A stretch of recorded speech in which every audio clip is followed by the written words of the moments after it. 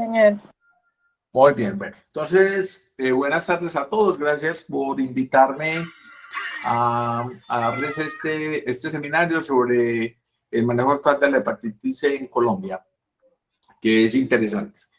Muy bien, entonces vamos a movernos más o menos en lo que es la carga de la enfermedad, la evolución de los tratamientos que hay para hepatitis C, la importancia de curar la hepatitis C, la importancia de diagnosticar para curar, la eliminación y una experiencia real de lo que estamos haciendo en Colombia. Listo. Entonces, la mortalidad por hepatitis C está aumentando, por hepatitis viral está aumentando en el mundo. Yo les trato de indicar por qué razón. Significa que los pacientes se han logrado, entre comillas, negativizar lo que es la carga viral, pero los pacientes han quedado con hepatopatía. Entonces, la hepatopatía ha ido cargando con mucha enfermedad, desarrollo a largo plazo de cirrosis y la formación de las complicaciones de la cirrosis. Entonces, la supervivencia de los pacientes con hepatitis C, paradójicamente, ha comenzado a aumentar la mortalidad por hepatitis. Se calcula que más o menos hacia el 2040 hemos logrado controlar la tuberculosis, hemos logrado controlar la infección por el virus de la inmunodeficiencia humana, la malaria, pero vamos a notar un incremento de lo que es las complicaciones, ¿cierto?, asociadas a la infección por el virus de la hepatitis B y la hepatitis C. Ustedes saben pues que el 28 de julio es el Día Mundial de la Hepatitis. Ayer precisamente grabamos en la facultad un pequeño video tratando de darle aclaración, conocimiento a las personas. Esto es muy interesante, es sobre la seroprevalencia, ¿cierto? Se calculaba más o menos en este reporte del 2013, así casi 10 años, que habían 184 millones de personas contaminadas con el virus de la hepatitis C. Según reportes de la Organización Mundial de la Salud, desde que se lograron administrar los antivirales de acción directa, se han curado más o menos 100 millones de pacientes por hepatitis C. El reporte mundial de la Organización Mundial de la Salud, el Global Hepatitis Report, dice que más o menos existen en este momento unos 71 millones de personas infectadas con el virus de la hepatitis C. Nosotros en las Américas tenemos un peso importante, pero no tan importante como existe en otras de las regiones, ¿cierto? Pero es importante y tenemos una carga de enfermedad bastante notable en todos los diferentes países de lo que es América Latina.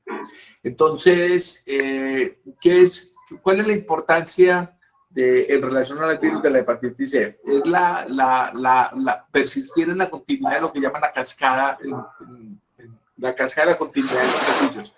Es decir, de un volumen, de un N de pacientes infectados, lograr testear un número importante de personas, lograr definir el estatus en el que están actualmente, lograrlos enrolar, ¿cierto?, comenzar ese tratamiento, verificar pues cómo siguen con el tratamiento, lograr la supresión de la carga viral y hacer el seguimiento. Entonces, muchos de estos pacientes que son los que vamos a lograr tener visualizados, son los que van a seguir un manejo de cuidado crónico, en donde el papel muy importante es la prevención. ¿Por qué razón? Porque algunos de estos pacientes van a quedar con hepatopatía crónica ya establecida, si hayamos logrado quitar la carga de enfermedad, ¿cierto? Tenemos un problema, y es que en América Latina, en este punto, de que logramos testear, que es importante para ustedes que están ahí en el semillero de microbiología, es que estamos testeando muy poquita gente. Entonces, como estamos testeando muy poquita gente, damos tratamiento a poquita gente, y como damos tratamiento a poquita gente, no vamos a lograr hacer supresión de carga viral a gente importante, y muchas de estas personas no vamos a tener la posibilidad de seguir. Sobre la epidemiología, nosotros en Colombia, digamos que hay algunos intentos por tratar de establecerla.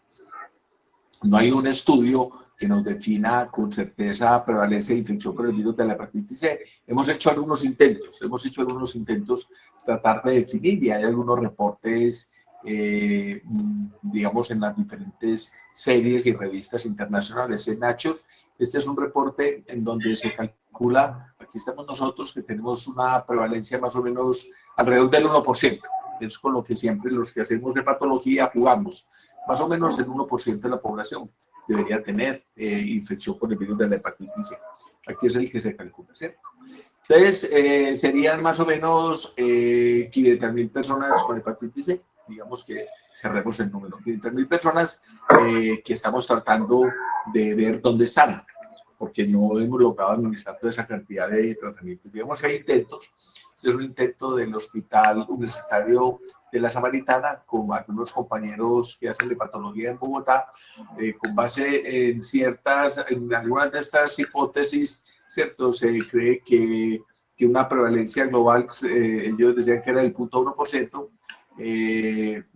de prevalencia de los que fuera de origen transfusional sería más o menos el 0.6%, los que están asociados a cirugía mayor el 0.05%, y en mayores de 50 años, que son los que se llaman pues los baby boomers, sería más o menos del 25%.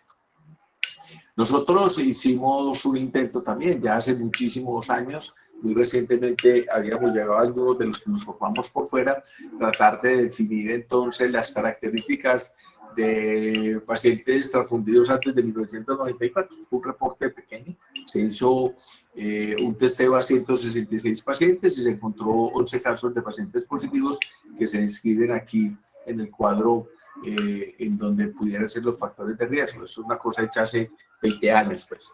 No había, digamos que muchos elementos para hacerlo, ¿cierto?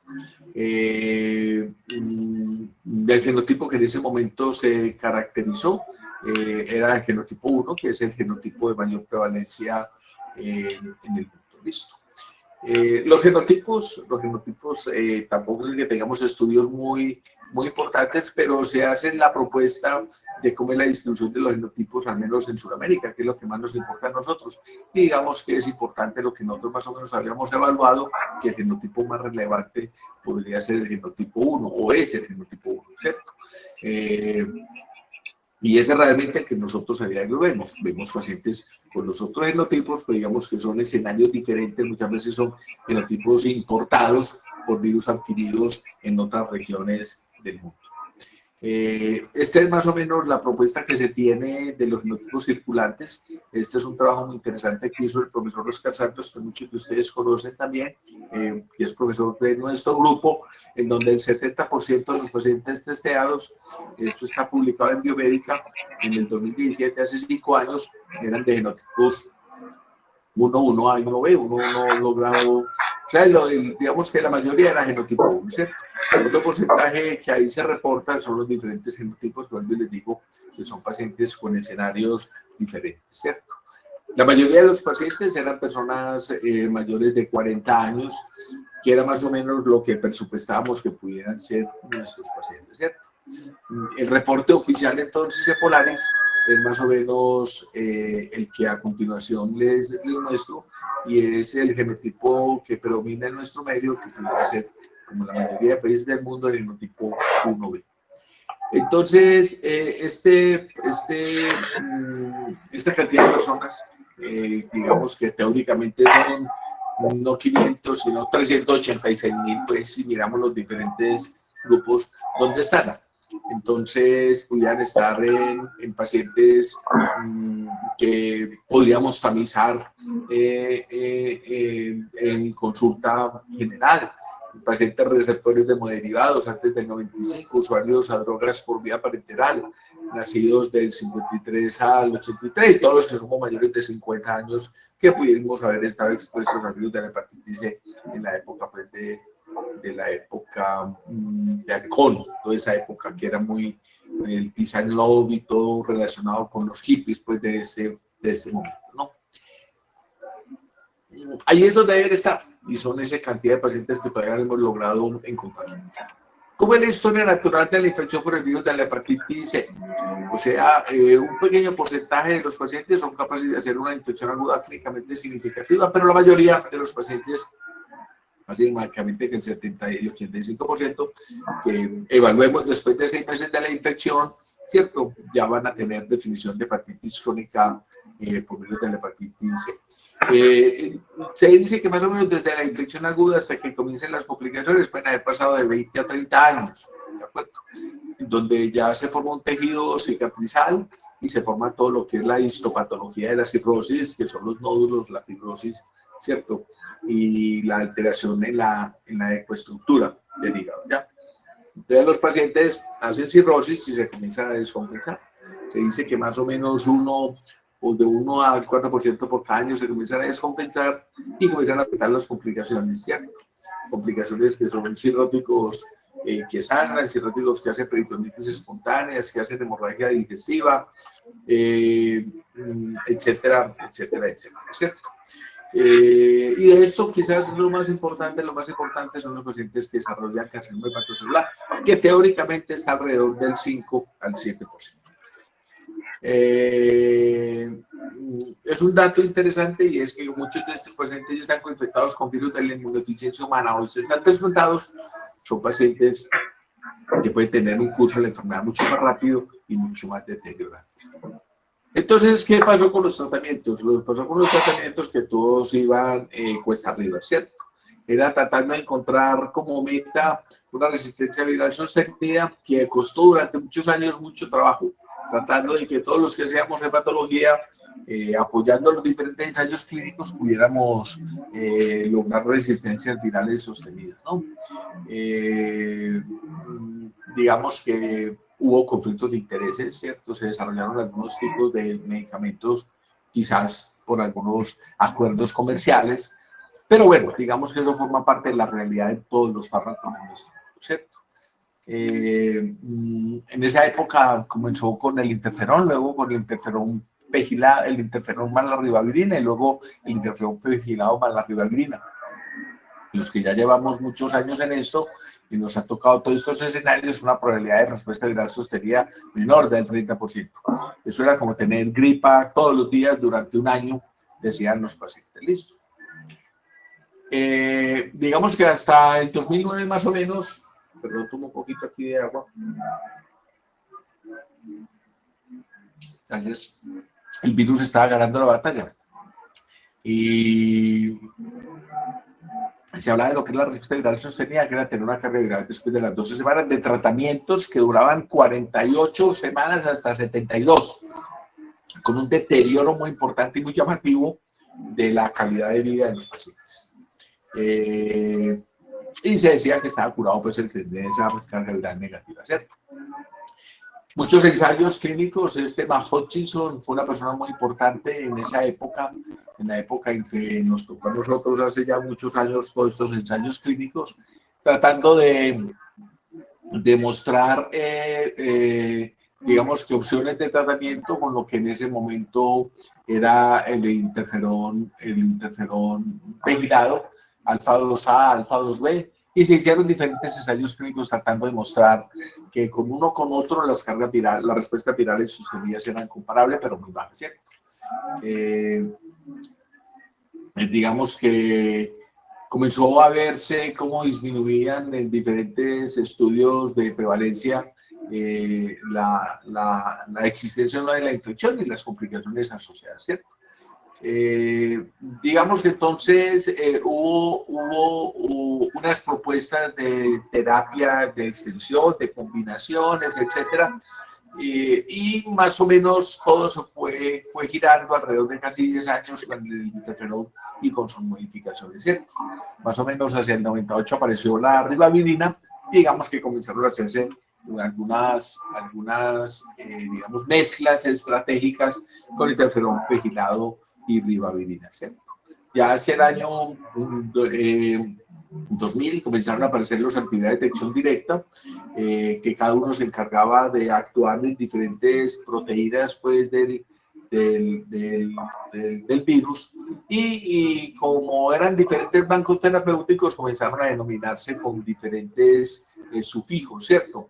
El Previr, que es el que actúa sobre la NS3, el Asvir, el que actúa sobre la NS5 y los inhibidores de la polimerasa que son el Buvir, que trabaja sobre la NS5B.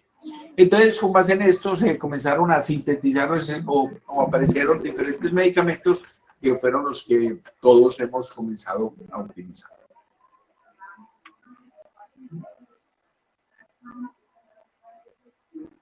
Muy bien. Entonces, las diferentes compañías farmacéuticas comenzaron a hacer la síntesis de los diferentes medicamentos.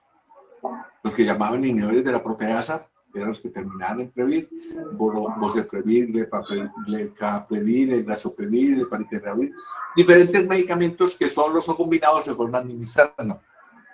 Daclatasvir, los de NS5A y los de NS5B, los Buvir. Digamos que fueron, en el tiempo se fueron quedando los mejores y de aquí se ha ido quedando el Sofosbuvir, que es el que hoy en día más se utiliza. Se están terminando de sintetizar algunos de NS3 y digamos que el Bepatasvir es otro que ha logrado persistir de los inhibidores de la NS5A, que ahorita vamos a ver cómo se está manejando, ¿cierto? Entonces comenzaron a hacerse las combinaciones entre los diferentes antivirales de acción directa, los inhibidores de la proteasa, los inhibidores del NS5A y los inhibidores del NS5B, ¿cierto? Y comenzaron a establecerse diferentes presentaciones comerciales que se comenzaron a ensayar y que todos, en diferentes países del mundo, en diferentes ciudades de nuestro país, hemos ensayado con beneficios incuestionablemente. Entonces, digamos que a pesar de estar cuesta arriba, la aparición de los antivirales de acción directa de esta segunda generación nos permitió a todos comenzar a ver una respuesta mucho más gratificante. Entonces, fue la época en donde existió la combinación del interferón-propigiral y la revina más Boceprevir o más Telaprevir, ¿cierto? Solo para el tipo 1, o sea, que podía impactar por ahí el 80% de los pacientes que nosotros teníamos y sin lugar a dudas comenzó a existir tasas virales sostenidas con Boceprevir y tasas virales de respuesta viral sostenida con el Telaprevir y ese esquema. Más o menos es lo que se venía haciendo y que se iba controlando pues de una manera por las diferentes IPS de las aseguradoras y uno se desconectaba ya del paciente entre comillas mientras el paciente comenzaba a regresar de nuevo donde nosotros. El problema de todos estos medicamentos de esa época, del Telaprevir y el Boceprevir, eran que eran demasiados los efectos adversos y se fueron, digamos que aplazando. Ya comienza más o menos hacia el 2016 el que ahora se ha ido convirtiendo en los dos antivirales de acción directa más relevantes y que actúan aún en pacientes que han tenido enfermedades hepáticas residuales, que son el Sofosbuvir y el Velpatasvir, ¿cierto?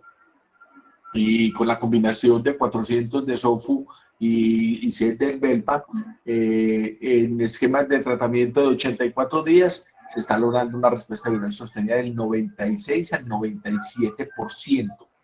Cosas que no sé si ustedes han logrado detectar en pacientes en vida real.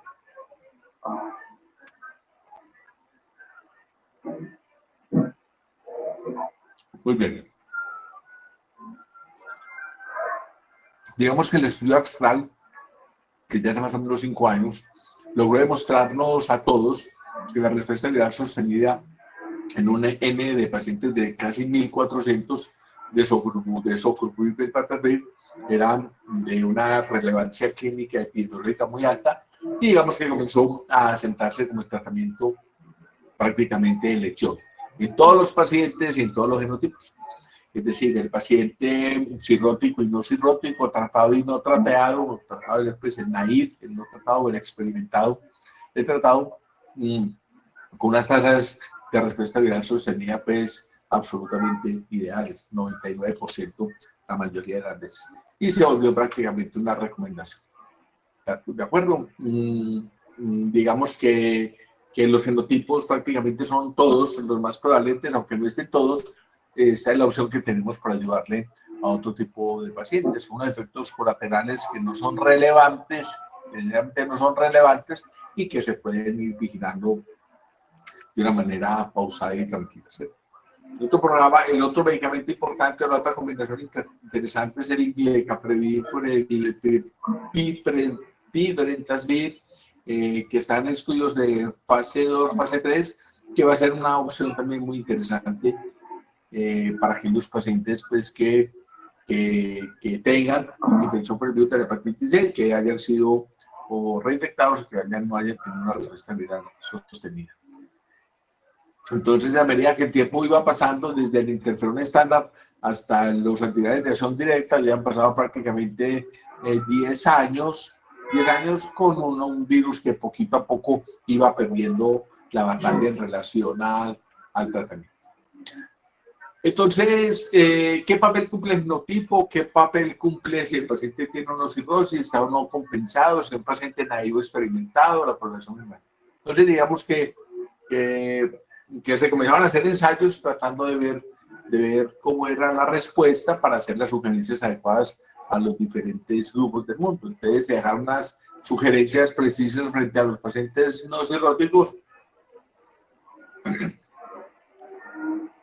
Perdón, me devuelvo aquí. Y hacia los pacientes cirróticos. Esto está publicado en el Journal of Pathology del 2018. ¿Y qué es lo que pasa en la vida real? Pues lo que pasa en la vida real es muy cercano a lo que pasa en la vida de los ensayos clínicos. La administración de una serie de fármacos permite a los pacientes, digamos que fundamentalmente con sofosbuvir y velpatasvir, lograr la negativización de la carga y la estabilización de la enfermedad hepática subyacente que se tenga en ese momento al finalizar el tratamiento que se quiere administrar. Digamos que ese es como el esquema y la historia de lo que es el sofosbuvir y el velpatasvir, que seguramente algunos de los estudiantes que me están escuchando han visto cómo se ofrece en la consulta externa sin ningún riesgo y sin ningún problema. Entonces, la respuesta viral sostenida es un desenlace subrogado. Pues pudiera decirse que no es necesariamente subrogado porque todavía no he logrado ver pues estudios mucho más sólidos, pero digamos que lo que uno busca es disminuir la mortalidad, ¿cierto? Y la necesidad de trasplante hepático es lo que más o menos se puede estar logrando en algunas de estas series, combinaciones y en algunos de los escenarios. El tratamiento del virus de la hepatitis C con los antivirales de acción directa incuestionablemente reduce la necesidad de trasplante de ellos.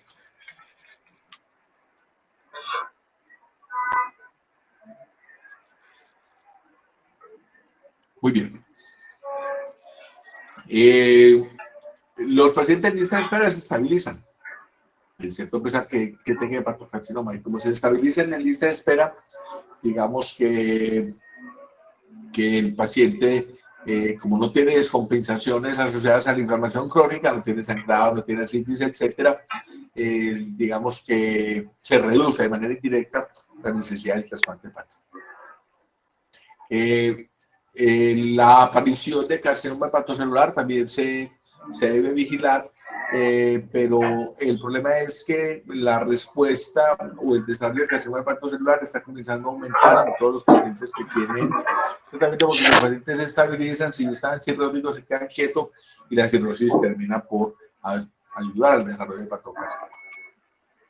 Todo paciente con infección crónica por el virus de la hepatitis C debe recibir tratamiento independiente de la infección, por medicamentos que son pangenotípicos o medicamentos que no son pangenotípicos, sino que la pregunta sería si es necesario genotipificar, sabiendo que hay medicamentos que hoy en día le permiten a uno tratar a cualquiera, independiente de la genotipificación que tenga. Entonces, ¿cuál es la meta importante? La meta importante es tratar de encontrar qué pacientes están descalificados para hacerles un diagnóstico y tratar de darles una terapia que les genere pues el alivio, ¿no? Entonces, cuando uno hace la prueba de anticuerpos contra la hepatitis C, si el resultado es positivo, uno debería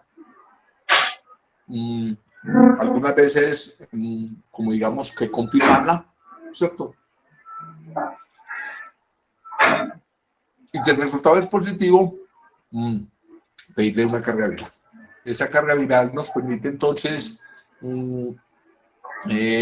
ser reactivo, solicitar la pérdida de la carga y según lo que veamos, definir si el paciente siendo positivo necesita o no el enlace con la con la actividad del grupo de nosotros para darle la terapia correspondiente, ¿cierto? Y averiguar cuáles son los tratamientos que hay disponibles, sin lugar a dudas.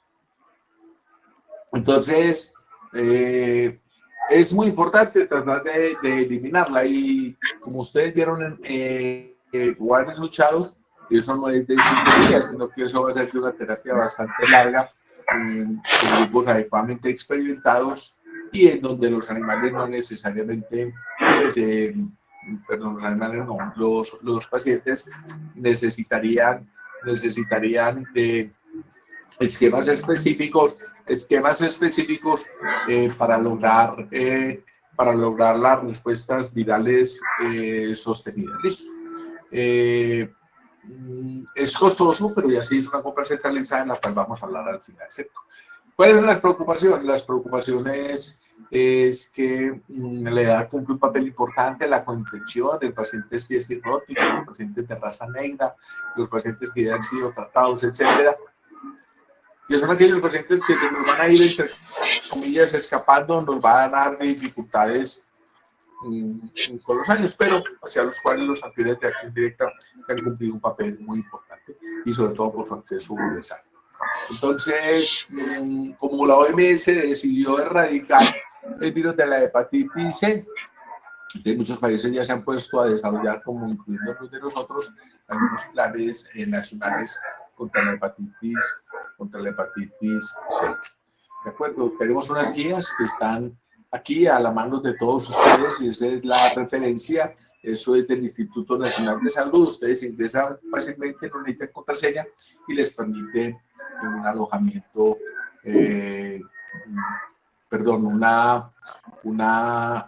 acercamiento hacia las guías y que ustedes más o menos pudieran al menos tener conocimiento claro de lo que se debe hacer para diagnosticar y sugerir terapia. Desde el 2007 se puede prevenir hasta hasta el 2030 se busca prevenir por ahí la muerte de 7 millones de personas, una reducción importante de lo que es la infección tanto por el virus de la hepatitis B como por el virus de la hepatitis C.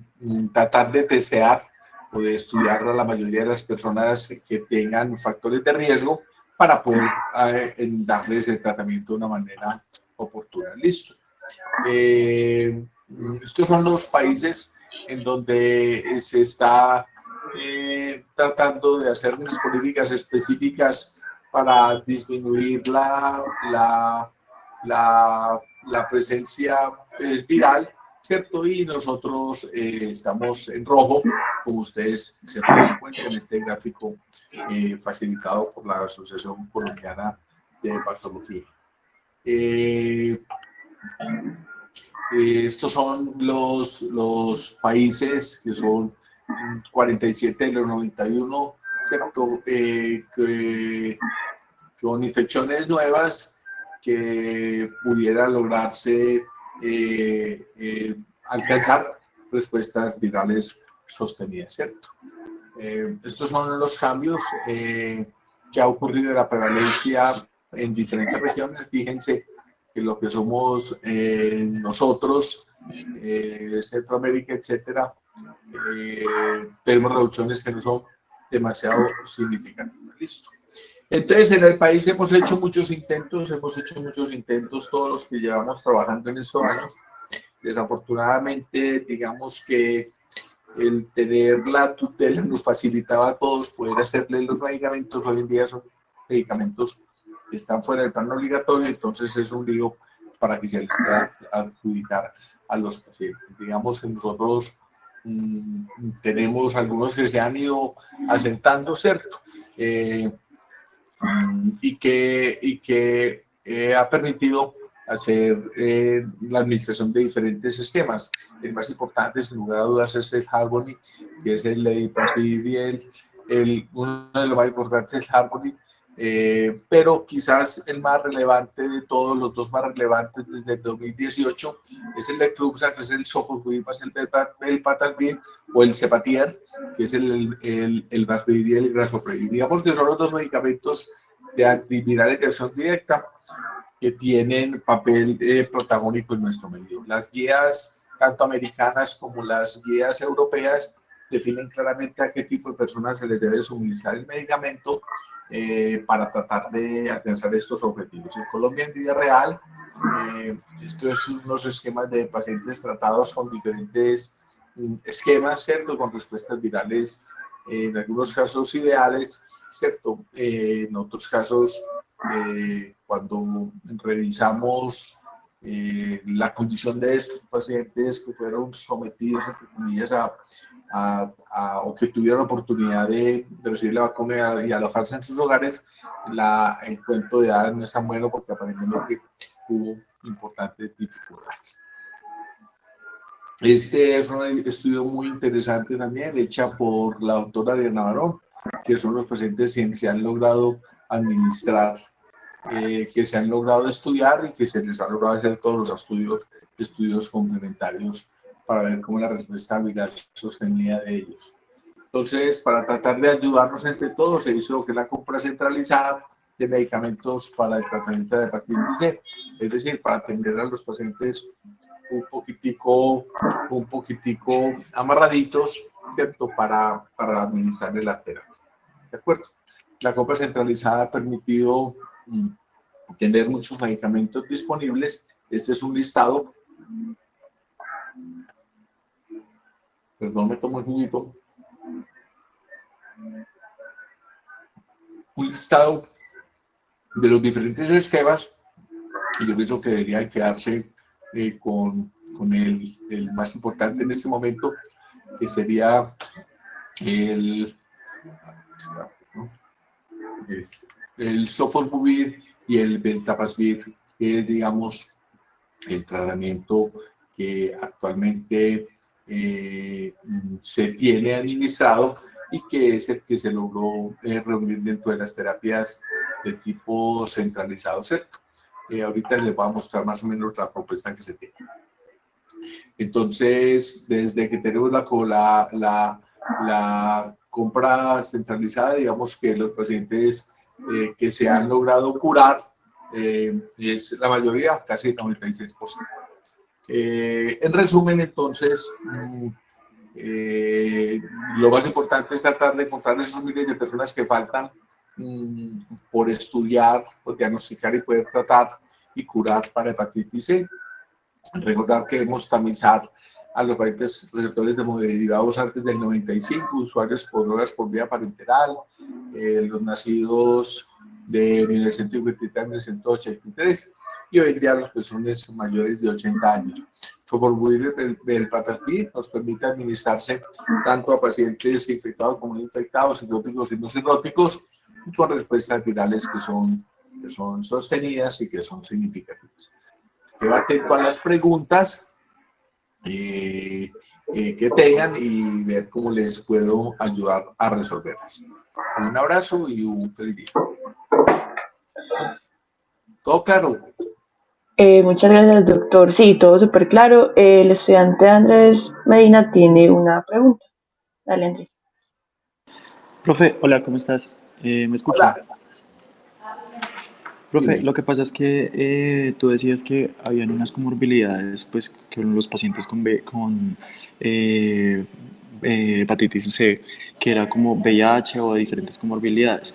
Cuando Sí. tienen el tratamiento con los antirretrovirales y que se le agrega otro antirretroviral, ¿hay alguna contraindicación o simplemente No, se le sigue el tratamiento normal con VIH y el sí, tratamiento se normal? hace el ajuste, Andrés Mauricio. Claro, nosotros siempre nos apoyamos en el grupo de pacientes infectólogos o médicos generales que están en los programas de VIH. Generalmente, la mayoría de los antivirales no tienen una interacción importante con sofosbuvir y velpatasvir, y de hecho las guías nacionales hacen la sugerencia de los pacientes cirróticos y no cirróticos infectados con VIH, con carga viral positiva, que han hecho algún tipo de descompensación, se deberían estar administrando el sofosbuvir y el velpatasvir sin ninguna contraindicación importante en terapia dual en una sola tableta, que les permite curaciones cercanas al 96%.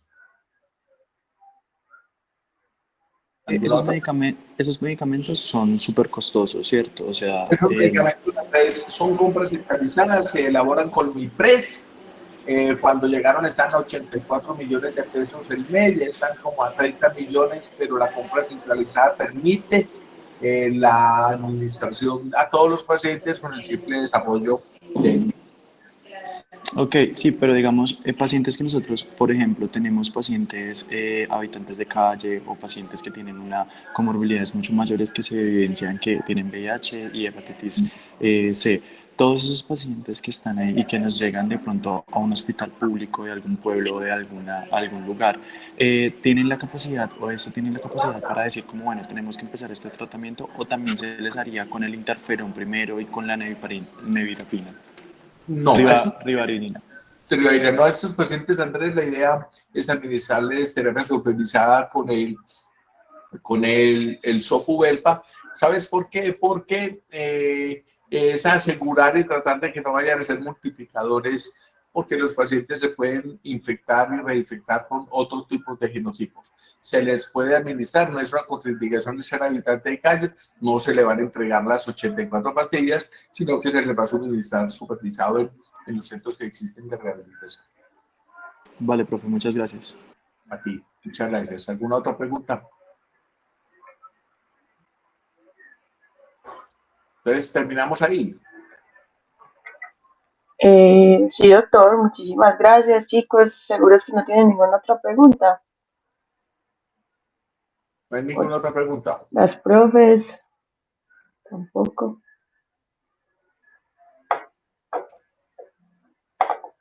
Listo, ¿Alguno profe. que tenga preguntas? Nadie más. Muchísimas Bueno, gracias, entonces, profe, por la charla. Estuvo digamos que muy interesante, muy buena. sí, el virus de la hepatitis C, yo quiero dejarles un mensaje importante. Es muy importante detectarlo, es fácilmente tratable, altamente respuesta viral, pero recuerden que el paciente cirrótico que hemos logrado tratar y compensar es un paciente que en el tiempo tiene riesgo de desarrollar hepatocarcinoma. Por lo tanto, al paciente que tratemos no lo abandonamos, sino que lo debemos meter en el esquema de seguimiento para detección precoz en ese 5 a 7% del carcinoma hepatocelular. Entonces, muchas gracias a todos, a Ana Sofía, a Alejandro, a Elber, a Eliana, a Gisela, a Nandavía, a Laura, a María José, a Santiago, a todos. He visto por ahí a Esteban, pero ya veo que se fue y cualquier cosa con el mayor de los gustos.